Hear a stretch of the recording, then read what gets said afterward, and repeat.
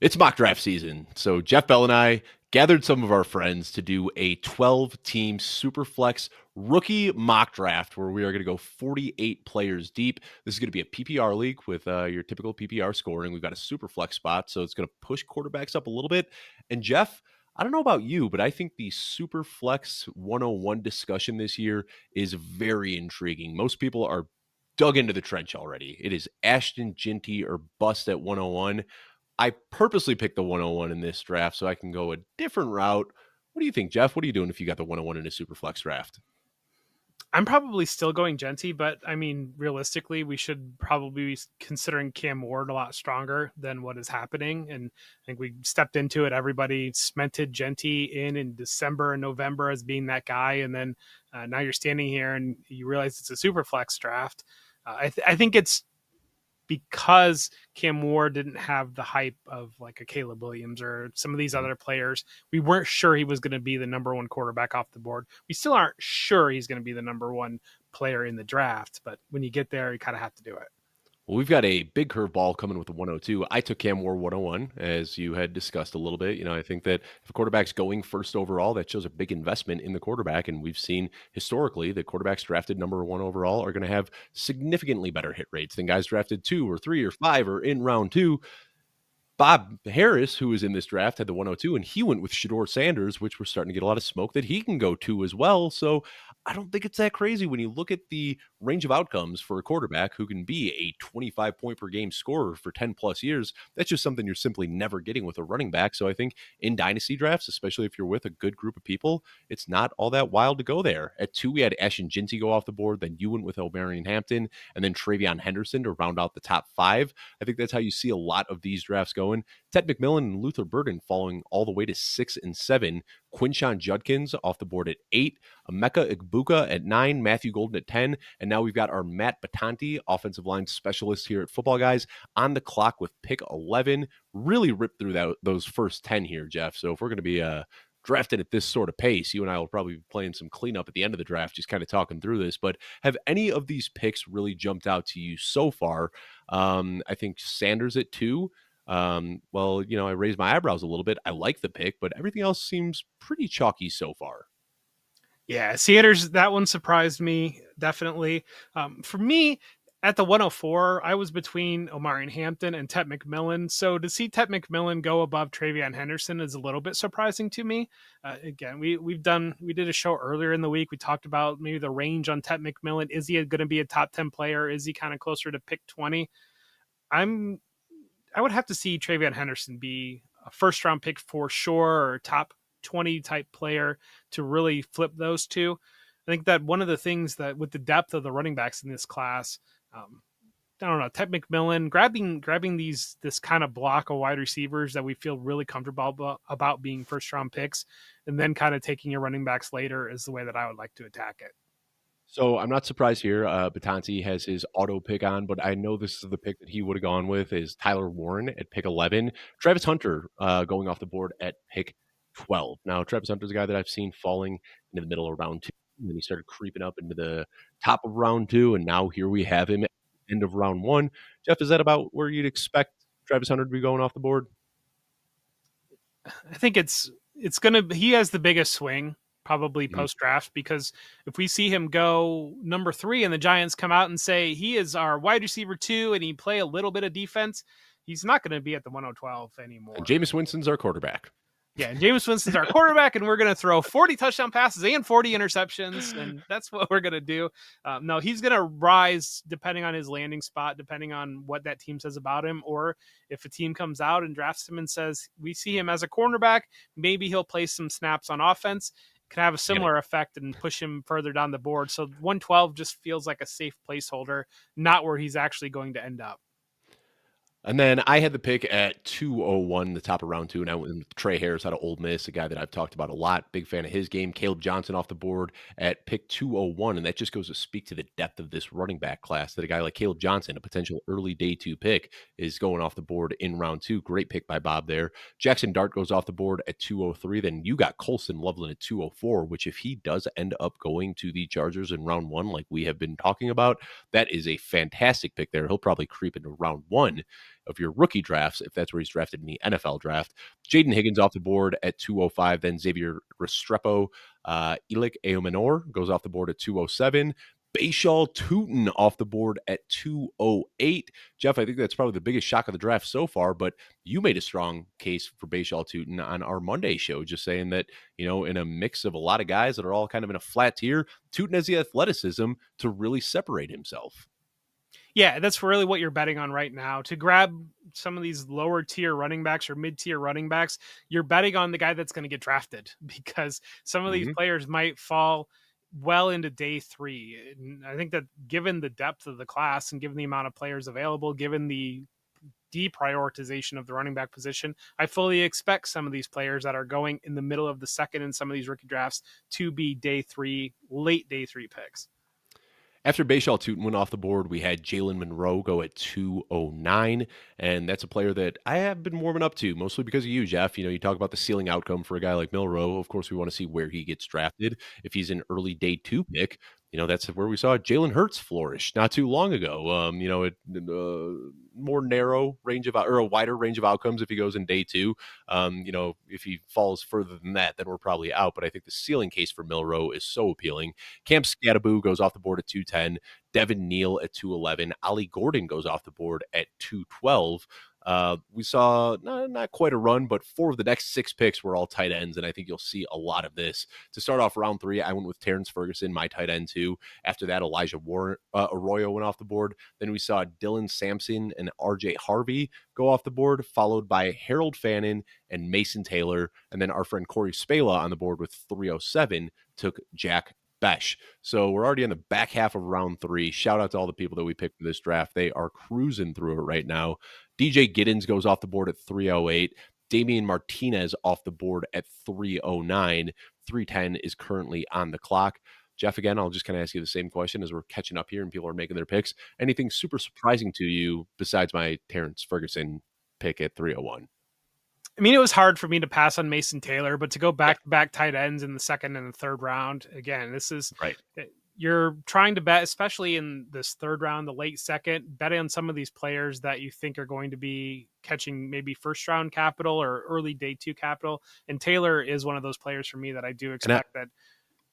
I almost took Mason Taylor over Terrence Ferguson. I just didn't think Terrence Ferguson would make it back to me in round 4, but plant your flag, Dave. I get it. I do have to plant my flag, and what kind of man would I be if I got sniped on Terrence Ferguson? But I have him and Mason Taylor. They are in the same tier for me in this ceiling case for Mason Taylor. If he sneaks into round 1, I mean, it's so easy to see where he can just absolutely crush it with one of those late first landing spots. After Jack Besh went off the board at 307. We had DJ Giddens and Damian Martinez. I already told you that. 310, Jalen Royals. Then Isaiah Bond at 311, a big faller after the combine, even though he checked the boxes. Just didn't break the record like he said he would, and that apparently pushes him all the way into the end of round 3. At 312, we got Jaden Blue, the burner, going off the board. I was on the board with 401, and I went with Jalen Knoll, who I've been calling Jalen Noel, and I was corrected by Alfredo Brown. It is Jalen Knoll. Quinn Ewers off the board at 402. I see Bob Harris got the memo that this is a super flex league. A lot of people are just, writing these quarterbacks off for dead. But I think Ewers, if he goes early day 2, that's a great pick that he got in round 4 here. Tez Johnson off the board at 403. Jeff, you got a great pick here at 404 in Ty Felton. Let me just ask you, I know Tez Johnson was a guy pre-combine that you were warmed up to. Was that a snipe, or have you moved Ty Felton ahead of Tez Johnson? Oh, I had Ty Felton ahead of Tez Johnson before the combine. All right. So that's an easy pick for you. Torrey Horton going off the board at 405. Wide receiver. So. Sorry, what was that? I had Ty Felton as a top 10 wide receiver before he tested, and then he went and tested very well. So, and he's a guy that I have just liked more and more as I've watched him. Jimmy Horn going off the board at 406. Aronde Gaston going off the board at 407. Rashard Smith going off the board at 408. We've got 4 picks left in this draft. First of all, I want to thank everybody who was able to join this draft. Great group. Helped us rip through it pretty quickly here. At 409, we've got Dylan Gabriel going off the board. Jeff, nobody's watching the show because we are pre-recording it. Who are some of the names that you expect to see going off the board with these final 3 picks? I'm shocked that LaQuint Allen, Nick Nash, and Taj Brooks are the ones that stick out to me that I'm kind of surprised to still see available. Yeah, Allen would be high on my list. Is surprised to see him available. I mean, I think that maybe we've gone a little bit too far on the hate on Jordan James. Woody Marks, I think, is in play given his Yeah. receiving ability. You're kind of at this point, if you're drafting right now, you're betting on some of these running backs landing in the best spot possible, and that's what I'm doing in the fourth. For in most instances, actually, I'm drafting Ty Felton in most instances because nobody else is drafting him, and I'm pretty comfortable. That's Yeah, how he's I like feel day with three Jalen pick, Noel. but Yeah, like I know the running back is the smart pick, but I have just fallen in love with Jalen Noel throughout this draft process. Let's go ahead and wrap up the draft here real quickly, just letting you know how these picks went off the board. Like I said, we had Dylan Gabriel at 409, Gunnar Helm off the board at 410. Really fell after that combine, but he can make up for that. Texas's pro day. I believe we're recording Monday night. I think Texas's pro day is tomorrow. So by the time this episode comes out on Thursday, who knows? Gunnar Helm might have run a 4-4 and move back up into the first round conversations. Doubtful, but either way, Gunnar Helm, big faller after the combine. Will Howard off the board at 411. I think that's another really good pick. And then we have Donovan Edwards at 412, a guy who kind of, big big name going into this year, but kind of lost some of his work to Khalil Mullings as the year went on. Jeff, we haven't talked about either of those guys. We've been doing this show together for almost a month now. Do you have a strong take on either of these running backs coming out of Michigan? as long as Donovan Edwards is able to run in a straight line with nothing in front of him, he's really really good. But how often is that going to play? I mean, there's a high upside case for Edwards given his receiving ability and his explosive ability. Mullings is a converted; he was a linebacker, so he hasn't played that much running back. He's flashed in spots at running back. I think that they physically are talented enough. They have that blue chip pedigree, and you're just really dealing with landing spots at running backs late. I do want to note how we decided. I think it's Tyler Shuck. Is that right? Shug, I believe. I defer to Alfredo Brown, the polished radio broadcaster, in situations like this, and he has said Tyler Shug. Yeah, I'm guilty of it. I spaced on him. I There's just a lot of I had him in my queue right behind LaQuint Allen, Nick Nash, and Taj Brooks. yeah, I think he maybe should be in consideration for that late second, early third window, probably right now, given just some of the steam that's coming out of the draft. And so I, that's one I, that didn't get I don't want to drafted. poke out anybody else's picks here by any means. That's not what I'm trying to do. But looking at the quarterbacks who went in round 4 in this, Quinn Ewers, Dylan Gabriel, Will Howard, I do have Shug ahead of all of them. I don't think it's Shuck. I think it's Tyler Shuck. Is Shug, like with a yes, is that? yes. I mean, I was saying Think it's that's Tyler Show for the longest time. Well, yeah. let us know Definitely in the not comments, Sutton. YouTubers, Yes. please. It's not Shug. All right. Well, No, Shuck. but I believe that is what I heard. But again, Isaac Tisla is one that wide receiver from Arkansas that him being on the It's board. Shuck. It's Shuck, by the way. It's pronounced Shuck as in aw shucks or as in shuck corn. So Yeah. Tyler Shuck. Sorry about And that. I'm pretty certain I've called him Tyler So before. So it's all over the board here. But hopefully he's good enough that people can call us out on this in 5 years and say, "Look at these idiots." But Riley Leonard is. I have not seen any steam for Riley Leonard. Riley Leonard is. Yeah. If he were to And a play, rusher. he's a rusher. So that's the thing. If he were to make it through and play, and that's a guy that had a lot of steam in the national championship, but hasn't carried anything through to the draft season, and probably because he can't really throw the ball. But when you're betting on athletic traits at quarterback, that's one under the radar one. And I do think he's one of those guys that it could be a Josh Dobbs esque. I don't know if that's the right comp, but it's the first one that comes to my mind. Kind of a journeyman who every once in a while gets his opportunity, and when he does get his opportunity, you're plugging him in as a top 15 quarterback option because of the rushing upside. I could kind of see a career path for Riley Leonard like that. All right, Jeff. We didn't really plan for any questions or anything. Looking at the board here, though, are there any teams that stick out to you? Again, you don't want to talk about need too much because this is just a mock draft, and we don't know what these imaginary rosters would look like and team needs. But just as far as value, what team jumps out to you that you think, wow, they did a good job kind of picking up value? The one to me specifically that I like, this Zach V256 picking out of the 110, Matthew Golden, Cam Scadaboo, Jalen Royals, Gunnar Helm. I mean, that's just smart drafting right there. He seemed to pick all of the good values that just kept falling to him. Yeah, I like that one. That was one that was stood out to me as I was flipping through and you were asking your question, and I was totally paying attention to what you wanted to go with. Now that was one that I saw too. Drafting out of the 112, I like grabbing Travis Hunter there, and then just loading up on 3 running backs there. We were betting on Ollie Gordon. Kind of maybe things work out a little bit better than what it seems to be early in the process, but then 2 explosive pass catching backs late, Yep. and Yep. that's kind of, you get those guys in the right type of offensive scheme. That's when they can hit. And having Travis Hunter at the 112, that just the volatility that we've already talked about with that pick. Looking at Sam Wagman, I like his picks as well, especially the first 3: Ted McMillan, Xavier Restrepo, Mason Taylor. And then he finished it with Jimmy Horn. Jimmy Horn is a guy that um, I'm struggling with a little bit. I was a big fan of the tape. He's just very much like Tez Johnson, an undersized, speedy, quick twitch sort of guy. But that athleticism did not show up at the NFL Combine, and he did not put up a very good relative athletic score. Now, we don't want to say relative athletic score is the end all be all, but when a guy who is notably undersized and then doesn't check the athletic measurables, you're basically hoping for um, the Tank Dell out, which isn't all that common. So, what are your thoughts on Jimmy Horn still going in round 4? Jimmy Horn will not be drafted by Jeff Bell, so That's that's kind of what's where up. I'm at, yeah. And a guy But that I liked, well, but and that testing is tough to ignore. I mean, I love him getting Ted McMillan and then Mason Taylor at the 3.6. Yeah, I don't see Restrepo at the 2.6. I don't that was really my know other where question. I like that. Restrepo a lot because I think that in the NFL he has an opportunity to just be a target magnet out of the slot, but that's a bit of an overpay, you're saying?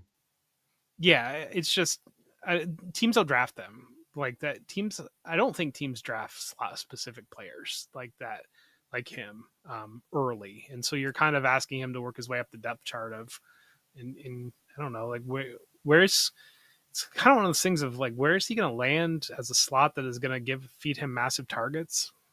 Tennessee? I don't know.